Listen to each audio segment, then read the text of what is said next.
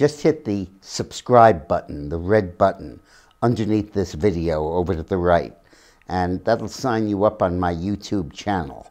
And then you can hit the small bell icon, so a little bell will go off and tell you each time I've started to broadcast a new one. I hope you enjoy it. With all of the focus on white supremacy and Nazis and domestic extreme white movements, largely I think the paranoia of the left and protests ginned up to feed that paranoia. It's interesting to trace the history of the Ku Klux Klan, one of the world's first mass terrorist organizations.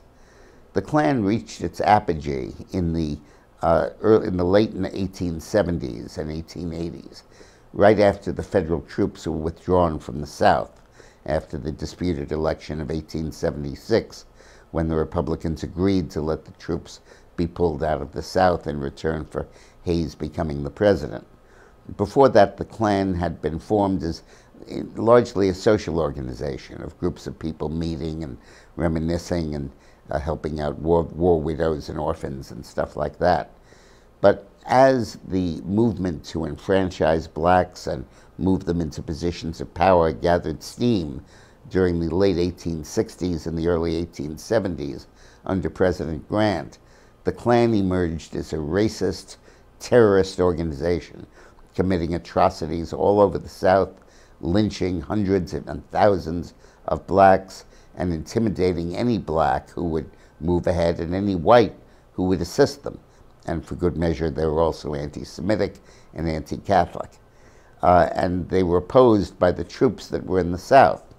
But in 1876, the troops who were pulled out of the South in return for the deal about the election of 1876, a tie election in which Hayes, the Republican, took office because the Democrats agreed to let him if the troops could be withdrawn from the South. And then all hell broke loose. In the 1870s and 1880s, all of the racist Jim Crow segregation laws were passed. The blacks who had been elected to Congress and the state legislature were thrown out, and a reign of terror descended upon the South, animated and pushed by the Ku Klux Klan. They were so successful that they ultimately extinguished their own mandate, and the Klan began to dwindle as the 1880s and 90s came upon us. Then there was a rebirth of the Klan starting in 1912 with a movie called The Birth of the Nation that was a very pro-Southern movie, silent, about the Civil War. And then that was followed by Gone with the Wind, that wonderful film classic we all enjoy, which at the time was not just entertainment, but was designed to further the Southern line that slavery was fine, the blacks didn't mind it, and it was the evil Northern carpetbaggers who were corrupt and largely to blame for disrupting this wonderful white society. And in the 20s and the 30s, the Klan had a huge resurgence, not just as anti-black, but primarily as anti-Catholic. And when Al Smith was nominated as the Democratic candidate for president in 1928 against Hoover, the Klan went all out to defeat him. There was a move at the Democratic Convention to attack the Klan in the Democratic platform, and the South threatened to walk out of the convention if that happened.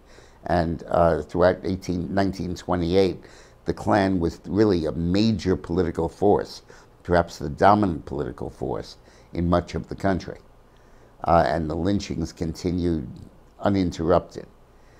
After the Depression, the Klan cooled a little bit, but Washington and the feds, including FDR, still resisted passing anti-lynching legislation, which wasn't passed really until the 50s and the 60s. And the Klan basically faded during World War II and in the aftermath, and hasn't amounted to much since. There were some murders in the 60s of civil rights leaders by Klansmen, but they were largely relics of the Klan that had existed before. Now it's possible that with the left wing claiming that there's white supremacy on the rise and using that to counter the movement to deter illegal immigration, that the Klan may feed off that and come back to power. But it's important for us to realize that the Klan was no different than ISIS or Al-Qaeda or any of the terrorist organizations we continuously battle against. I've just written a new book, 50 Shades of Politics, which is unlike anything I've written before. It's a series of 100 short, 2 pages each, autobiographic essays and stories and vignettes and tales from my career in politics, my time with Clinton, my work in 40 countries around the world and in every state in the country. You can't buy it in bookstores, but you can online at Amazon.com. It's not a heavy lift. It's $13.99 for a paperback and $10.99 for a Kindle. Thanks for watching.